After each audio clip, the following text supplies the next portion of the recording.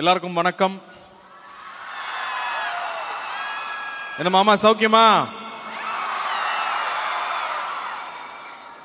ஒரு அழகான மேடை. கமல் சார் பேசும்போது, பெரியவங்க பேசும்போது நம்ம ஒரு கல்யாண வீட்டெல்லாம் உட்காந்து கேட்டுட்டு இருப்போம்ல, அப்படி ஒரு உணர்வு. நம்ம எல்லாம் ஒண்ணுங்கிற ஒரு உணர்வு ஏற்பட்டுச்சு. அது அவ்வளவு சந்தோஷமா இருந்துச்சு. இந்த விழாவுக்கு வந்திருக்கும் பெரியவங்க எல்லாருக்கும் என்னுடைய பணிவான வணக்கத்தை சொல்லிக்கிறேன். மரியா அவர்களுக்கு, தானு சார் அவர்களுக்கு, வெங்கடேஷன் அவர்களுக்கு. இன்னும் நான் வேல்பாரி படிக்கல சார், சீக்கிரம் படிச்சிடறேன். ஆனால் அதை பற்றி நான் கேட்டுக்கிட்டே இருக்கேன். ரொம்ப ரொம்ப சந்தோஷம். உங்களுடைய விழா நிகழ்ச்சியை மொத்தமும் நான் உட்கார்ந்து பார்த்தேன். நீங்கள் பேசினது தமிழ் சமூகம் பற்றியும் தமிழ் அறிவு பற்றியும் நீங்கள் பேசினது அவ்வளோ சந்தோஷமாக இருந்துச்சு கேட்கறதுக்கு. அருள்மொழி அம்மாவுக்கு வணக்கம். ஜெயரஞ்சன் சாரோட நான் ஒரு பெரிய ஃபேன். அவரோட தம்ப்நெயில்ல ஒரு ஃபோல் பார்த்தாலே கிளிக் பண்ணி பார்த்துருவேன். ஆண்டிக்கும் அங்கிளுக்கும் வணக்கம். சக்திமன் சார் அங்கிள் ஆண்டிக்கும் வணக்கம். நாகராஜன் சார் அவங்களுக்கும் வணக்கம். எல்லாருக்கும் வணக்கம். சக்தி அவர்களுக்கு வணக்கம். இது ஒரு அன்பு சார்ந்த ஒரு மேடை. நம்ம தொடர்ந்து சோசியல் மீடியால பார்த்துட்டே இருக்கிறது எங்க யாருக்கும் யார் மேலேயும் அக்கறையே கிடையாது.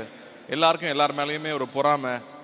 இது ஒரு ஒரு சுயநலமான ஒரு சமூகத்தில் தான் நம்ம இருக்கோம் அப்படின்னு தான் நம்ம எப்பவுமே பார்த்துட்டே இருக்கோம். ஆனா இந்த மேடையை விட ஒரு அழகான ஒரு மேடை இருக்க முடியாதுன்னு நினைக்கிறேன். ஏன்னா இங்க எங்கேயோ இருக்கிறவங்க தனக்கு எந்த வகையிலும் தொடர்பில்லாத இன்னொருத்தங்க நல்லா இருக்கணும்னு சொல்லி அவங்க நமக்கு திரும்ப எதுவுமே செய்ய மாட்டாங்க. ஆனா அவங்க நல்லா இருந்தா போதும்னு செஞ்சதுதான் அகரம். அப்படி பார்த்தா நம்மளது ஒரு பெரிய அன்பு சார்ந்த ஒரு சமூகம் அப்படின்னு இன்னைக்கு எனக்கு ரொம்ப அழகா உணர்றேன். நான் ஒவ்வொரு நாளும் உணர்வேன். எங்கேயோ ஒரு டிவியில பார்த்துட்டு இருக்கிறவங்க நானும் அகரத்துக்கு செய்யணும்னு அமெரிக்கால இருந்து ஒருத்தங்க ஃபண்ட் அனுப்புறாங்க. இங்க கல்வி நிறுவனங்கள் வச்சுட்டு இருக்கிறவங்க அவங்க நிறைய பசங்க படிக்கிறாங்க. ஆனா எந்த பையன் படிக்கணும்னு ஆசைப்படுறான், எந்த பொண்ணு படிக்கணும்னு ஆசைப்படுதோ அவங்களுக்கு போய் கல்வி சேரணும்னு சொல்லி இலவசமா கல்வி அளிக்கிற அவ்வளவு பேர் இங்க இருக்காங்க. அவங்க ஒவ்வொருத்தருக்கும் நன்றி சொல்லணும். ஏன்னா அந்த குழந்தைகள் அன்னைக்கு வெற்றிமாறன் சார் பேசும்போது ஒரு வார்த்தை சொன்னார் இல்லையா, அகரம் இல்லைன்னா அவங்க வாழ்க்கை என்ன இருக்கும். ஒரு பெரிய ஒரு இருட்டான ஒரு குழியில இருந்து குழந்தைங்கள்லாம் கையை நீட்டிட்டு அண்ணா என்னை காப்பாத்துங்கன்னு சொல்றது மட்டும்தான் எனக்கு காதுல கேட்டுட்டே இருக்கும். ஏன்னா ஒவ்வொரு வருஷமும் அகரம்ல நான் கேட்டுட்டே இருப்பேன், எவ்வளவு அப்ளிகேஷன் வந்துச்சுன்னு. இது வரைக்கும் ஒரு 95,000 அப்ளிகேஷன் வந்திருக்கு. 95,000 அப்ளிகேஷன் வந்ததுல ஒரு 20,000 பேர் வீட்டுக்கு போய் தன்னார்வலர்கள் பார்த்துட்டு வந்திருக்காங்க. அந்த 20,000 வீடுகள்ல இருந்து இது வரைக்கும் ஒரு 1,800 குழந்தைகள் என்னமோ தான் நம்ம காப்பாற்ற முடிஞ்சிருக்கு. ஆனா அந்த 20,000 குழந்தைகளும் இருட்டில் இருந்த குழந்தைகள். அதுல நிறைய பேர் நம்மால வழிகாட்டி காப்பாற்ற முடிஞ்சு. ஆனா இன்னும் இருட்டில் இருக்கிற குழந்தைகள் நிறைய இருக்காங்க அப்படின்னு நினைக்கும் போது மனசு பதறுது. அப்போ இந்த மாதிரி ஒரு நிகழ்ச்சியில அகரம் ஒரு 16 வருஷம் தாண்டி வந்திருக்கு. தொடர்ச்சியா போராடி இருக்காங்க. இது ரொம்ப ஈஸியான ஒரு ஜேர்னி இல்ல. அவர் என்னங்க அவர் பாத்துக்குவார், அவர் என்ன பாத்துக்குவாங்கன்னு ஈஸியா சொல்லிடலாம். அப்படி நடக்கல. இது எல்லாரும் சேர்ந்து செஞ்சதுதான் அகரம். எல்லாரும் தொடர்ச்சியா செஞ்சதுதான் அகரம். 16 வருஷம் நடந்திருக்கு. அதுல குழந்தைகளோட உழைப்பு அவ்வளவு முக்கியமா இருக்கு. அவங்க திரும்ப அவங்க கையில் எடுத்து இன்னைக்கு அகரத்தை நடத்திட்டு இருக்காங்கிறது தான் இங்க ரொம்ப ரொம்ப அழகான ஒரு விஷயம். இந்த விஷயத்துல நான் முக்கியமா நினைச்சு பாக்குறது யாருன்னா அந்த குடும்பங்களை தான். அந்த ஒரு குழந்தை படிச்சு வந்ததுக்கு அப்புறம் அந்த அப்பாவுக்கும் அவங்க அம்மாவுக்கும் இருக்கிற ஒரு சந்தோஷம் இருக்குல்ல, அது எந்த அளவு நம்ம ஈடு கொடுத்துட முடியுமா? கல்வி மட்டும்தான் அதை திருப்பி கொடுத்துருக்கு. வாலண்டியர்ஸ் பத்தி நான் யோசிச்சு பார்க்க, அருள்மொழி அம்மா மட்டும்தான் அந்த வார்த்தையை சொன்னாங்க. யாராவது சொல்லுவாங்களான்னு நான் வெயிட் பண்ணிட்டு இருந்தேன். ஏன்னா சாட்டர்டே சண்டே மட்டும்தான் இவங்க எல்லாரும். ஏன்னா வாலண்டியர்ஸ்னா யாருன்னு நிறைய பேருக்கு ஒரு டவுட் இருக்கு. நான் அதை கிளியரா சொல்லிடுறேன். வாலண்டியர்ஸ்ங்கிறவங்க ஏதோ ஒரு கம்பெனிலேயோ எங்கேயோ வேலை பண்ணிட்டு இருக்கிறவங்க, நானும் இந்த சமூகத்துக்கு ஏதாவது பண்ணணும், என்னால பணம் கொடுக்க முடியாது ஆனா நேரத்தை கொடுக்க முடியும்னு சொல்லி வீக்கெண்ட்ஸும் சரி வீக் டேஸும் சரி அவங்களுடைய டைமை ஃபுல்லா இங்க கொடுக்குறாங்க. அவங்க கொடுக்குற டைமுக்கு விலை மதிப்பே கிடையாது. ஏன்னா அவங்க வீட்டுல ஒரு குழந்தை இருக்கு. நான் நிறைய வாட்டி நான் போய் பார்த்திருக்கேன். குழந்தை என்ன பண்ணுது, அம்மா கிட்ட விட்டு வந்துட்டேனா அப்படின்னு சொல்லும். சாட்டர்டே சண்டே மட்டும்தான் அம்மா வீட்டுல இருப்பாங்க. அந்த 2 நாளும் அம்மா என் கூட இருக்க மாட்டாங்கன்னு அந்த குழந்தை எவ்வளவு பெரிய தியாகம் பண்ணிருக்கு. அவங்க என்ன யோசிச்சிருப்பாங்க, இது ஏன் ஒரு குழந்தை எங்க அம்மா பாத்துக்கும், ஆனா அங்க ஒரு 1000 குழந்தை இருக்கு, அதை யார் பாத்துப்பாங்கன்னு அவங்க கிளம்பி வர்றாங்க. அந்த வாலண்டியர்ஸ்ல இருந்து அவங்க குடும்பங்கள்ல இருந்த ஒவ்வொருத்தருக்கும், அவங்களோட தகப்பனுக்கும் அவங்க குழந்தைகளுக்கும் நான் இங்க ரொம்ப ரொம்ப நன்றி சொல்றேன். ஏன்னா அவங்களுடைய தியாகம் தான் இங்க நடந்திருக்கு. ஸோ வாலண்டியர்ஸ்ங்கிறவங்க, எனக்கு ஒண்ணுமே தெரியாத நான் எப்படி வாலண்டியரா இருக்கிறதுன்னு சில பேர் கேட்கலாம். ஆனா இங்க வாலண்டியர்ஸ்க்கும் ட்ரைனிங் இருக்கு, அவங்களுக்கு ஒரு ஒர்க் ஷாப் இருக்கு. ஸோ ஒரு குழந்தையை எப்படி வழி நடத்தணுங்கிற பயிற்சி கொடுத்து தான் இங்க நீங்க உள்ள வருவீங்க. இங்க வாலண்டியர்ஸா இருக்கிறவங்களுக்கு வெவ்வேறு வேலைகள் இருக்கும். அட்மினா இருப்பாங்க, சில பேர் மென்டார்ஸா இருப்பாங்க. மென்டார்ஸ்ங்கிறவங்க ஒரு 5 ஸ்டூடெண்ட்ஸுக்கு ஒரு மென்டாரா இருக்காங்கன்னா எந்நேரமும் அவங்களுக்கு தொடர்புல இருப்பாங்க. அவங்களுக்கு அவ்வளோ இன்ஃபீரியாரிட்டி காம்ப்ளெக்ஸ் இருக்கும். மொழி வரலங்கிற பிரச்சனை இருக்கும், எனக்கு நான் அழகா இல்லைங்கிற பயம் இருக்கும், அவங்க கூட என்னால் பேச முடியலங்கிற ஒரு தாழ்வு மனப்பான்மை இருக்கும், எனக்கு மார்க் சரியா வரல, என்னால் படிக்க முடியல, நான் ஊருக்கே போயிடுறேன்னு இருக்கும். ஆனால் அவங்க எல்லாரையும் கையை பிடிச்சி உனக்கு ஒரு குறையும் இல்லை, நீ நல்லா இருப்பேன்னு கை பிடிச்சி கூட்டிட்டு போயிருக்காங்க. ஸோ அவங்கெல்லாம் தான் மென்டர்ஸ் நம்ம சொல்றோம். ஆனால் அவங்களே அட்மினாவும் இருப்பாங்க. சில பேர் வந்து ஒவ்வொரு ஊருக்கும் போய் இந்த குழந்தைங்க எப்படி இருக்காங்க உண்மையாவே அவங்க வந்து கஷ்டப்படுறவங்களான்னு பார்த்துட்டு வர்றதுக்கு போவாங்க. அதுல சில பயணங்கள் சொல்லுவாங்க. அந்த சில ஊருக்குலாம் வந்து பஸ்லயும் போக முடியாது, நடந்தும் போக முடியாது, பைக் ஆஃப்கோர்ஸ் போகாது. அப்ப யாராவது ஒருத்தர் கூட்டிட்டு போவாங்களாம். அது ஒரு இன்சிடென்ட் சொன்னாரு. ஒரு இடத்துல வெயிட் பண்ணிட்டு இருந்தேன், நீங்க வெயிட் பண்ணுங்க நான் பைக்ல வந்து கூட்டிட்டு போறேன்னு ஒரு சொல்லியிருக்காரு. அவரும் ஒரு வகையில் ஒரு வாலண்டியர்.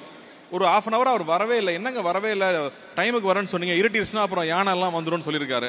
மன்னிச்சுங்க இன்னைக்கு எனக்கு கல்யாணம், அதனால ஒரு half an hour லேட் ஆயிருச்சுன்னு சொன்னாராம். ஸோ அப்படி நம்ம சமூகத்தில் அடுத்தவங்க நல்லா இருக்கணும், அந்த புள்ள படிக்கணும்னு நினைக்கிற எத்தனையோ பேர் இன்னும் இருக்காங்க. அப்படிங்கறதா நமக்கு வந்து ரொம்ப ரொம்ப சந்தோஷம் மறுபடியும் கொடுத்துட்டு இருக்கிற விஷயம். ஸோ நான் வாலண்டியர் பத்தி சொன்னேன். இந்த விஷயம் தொடர்ந்து நடக்கணும் இல்லையா? அண்ணா வந்து பசங்க படிச்சுட்டா போதும் அப்படிம்பாரு. ஐயோ நிறைய காசு தேவைப்படுது, என்ன பண்ணும் போதெல்லாம் அண்ணி சொல்லுவாங்க, காசு வச்சா ஆரம்பிச்சோம், அன்பு வச்சு தானே ஆரம்பிச்சோம், அது வரும்னு அண்ணி சொல்லுவாங்க. அப்படி அண்ணி சொல்லலைன்னா இவர் எப்படி தொடர்ந்து ஓட முடியும்? எனக்கு இன்னொரு இன்சிடென்ட் ஞாபகம் இருக்கு. ஏன்னா நான் வீட்டுல சின்ன வயசுல இருந்து பார்த்த விஷயங்கள் தான் நமக்கும் இன்ஸ்பிரேஷனா இருக்கு, நம்மளும் மத்தவங்களுக்கு செய்யணும்னு நினைக்கிறோம். கோவிட் டைம்ல நினைக்கிறேன் நிறைய ஹாஸ்பிட்டல்ஸ்ல வந்து சில கருவிகள்லாம் கிடைக்கலங்கிறப்போ அண்ணி வந்து நான் பண்றேன் அப்படின்னு சொல்லிட்டு, இதுக்கும் கல்விக்கும் சம்மந்தம் இல்லை, ஆனா அங்க ஒரு தேவை இருக்குன்னு அகரம் மூலமா தான் நமக்கு தெரியுது. அகரம் மூலமா தான் ஒரு சின்ன சின்ன கிராமத்துல ஒரு தேவை இருக்குன்னு நமக்கு தெரியுது. ஏன்னா எல்லா சின்ன சின்ன இடங்களையும் நம்ம பசங்க இருக்காங்க. அப்ப தொடர்ந்து அது செஞ்சாங்க. அம்மா பார்த்தோம்னா கண்ணுக்கே தெரியாது, எப்பா அந்த வீட்டுல வேலை செய்யற அம்மா உங்ககிட்ட சொல்லல, ஃபீஸ் கட்ட முடியலன்னு சொல்லி நான் காசு கொடுத்துட்டேன் அப்படிம்பாங்க. சின்ன வயசுல அப்பா பார்த்திருக்கேன். நம்மளோட புத்திசாலித்தனம் என்ன, 10 ரூபா செலவு பண்ண வேண்டிய இடத்துல 5 ரூபா செலவு பண்ணா நீ புத்திசாலி இல்லையா? அப்படிதான் நம்ம கத்துக்கிட்டு இருக்கோம். போர்ட்டர்ஸ் வருவாங்க ட்ரெயின்ல போகும்போது ஊருக்கு, அவன் சார் 50 ரூபா சரிப்பா வாப்பான்னு கூட்டிட்டு போவான். அப்ப 50 ரூபா கேட்கிறாரு, ரொம்ப ஜாஸ்தின்னு நான் சொல்லுவேன். ஏன்னா நான் காசு ரொம்ப கராரா இருப்பேன். 50 ரூபான்னு சொல்லிட்டே வருவாரு. எனக்கு 50 ரூபா கொடுக்குறாருன்னு இருக்கும். அங்க போனா 100 ரூபா எடுத்து கொடுப்பாரு. எப்பா 50 ரூபாயே ஜாஸ்தி, 100 ரூபாய் ஏன்பா கொடுப்பீங்கன்னு கேட்டா, அந்த 100 ரூபா வச்சு அவன் வீடு கட்டிடுவானா, அவன் போனா பிள்ளைக்கு ஏதாவது சாப்பிட்றதுக்கு வாங்கி கொடுப்பான்னு சொல்லுவாரு. எனக்கு இது நான் வந்து ஒரு 10 வயசுல நான் கேட்ட கதை அது. ஆனா இன்னைக்கு வரைக்கும் அதை மறக்கவே இல்லை. சோ இந்த மாதிரி ஒரு விஷயத்த நான் தொடர்ந்து கேட்டுக்கிட்டே இருக்கேன். அப்போ நம்ம நல்லதே தான் செய்வோம், நம்ம கூட இருக்கும் நல்லதே தான் செய்வாங்க. இந்த பாதை தொடரணும் அப்படின்னு ரொம்ப ஆசைப்படுறேன். அதுக்கு இன்னும் நிறைய பேர் கை சேர்க்கணும்னு நான் கேட்டுக்கிறேன். இன்ஃபேக்ட் தியாதேவ் 2 பேருமே வந்து மாதம் 300ல வந்து அவங்களோட பாக்கெட் மணியை கொடுத்துட்டு இருக்காங்கன்னு இப்பதான் எங்களுக்கு சொன்னாங்க. எனக்கு ரொம்ப சந்தோஷமா இருந்துச்சு. சோ தொடர்ந்து அடுத்தவங்க நல்லா இருக்கணும்னு நினைக்கிறவங்க தயவு செஞ்சு அகரம் கூட சேருங்க. அகரம் கூட கை சேர்க்கும் போது இது இன்னும் பலமாகும். இன்னும் நம்ம படிக்க வைக்க வேண்டிய குழந்தைகள் நிறைய பேர் இருக்காங்க, இன்ஸ்டிடியூஷன்ஸ் நிறைய பேர் முன் வர்றாங்க. இருந்தாலும் நிறைய பேரோட நேரமும் அன்பும் இங்க தேவைப்படுது. ஸோ எல்லாரும் ஒன்று சேருவோம். அகரம் தொடர்ந்து நடக்கட்டும், அகரம் நம்முடைய அகரமா இருக்கட்டும், நாம பயணிச்சுக்கிட்டே இருப்போம் அப்படின்னு நான் உங்களை எல்லாரையும் கேட்டுக்கிறேன். இது ரொம்ப அழகான ஒரு மேடை, இதுல ஒரு குடும்ப விழா, இதுல நான் வந்து கலந்துக்கிட்டது எனக்கு ரொம்ப ரொம்ப ரொம்ப சந்தோஷம். பசங்க எல்லாரும் வந்து இந்த மழையிலையும் தாண்டி வந்திருக்கீங்க. நீங்க எல்லாரும் பெரிய பெரிய சவால்கள் தாண்டி வந்திருக்கீங்க. இன்னும் வாழ்க்கையில நிறைய சவால் இருக்கு. அதனால தைரியமா இருங்க, உங்களால எதையும் தாண்டி போக முடியும். எதை சிந்திக்கிறீங்க, எதை பாக்குறீங்கன்றத மட்டும் கவனமா இருங்க.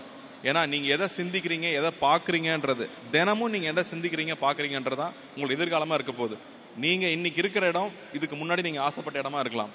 ஆனா இனி போக வேண்டிய இடம், இன்னைக்கு நீங்க எது நோக்கி போறீங்களோ அது இப்ப நீங்க நினைக்கணும். அதனால மனசையும் உங்க எண்ணங்களையும் சுத்தமா வச்சுக்கோங்க. All the best. உங்க கனவுகள் எல்லாம் நினைவாகட்டும்.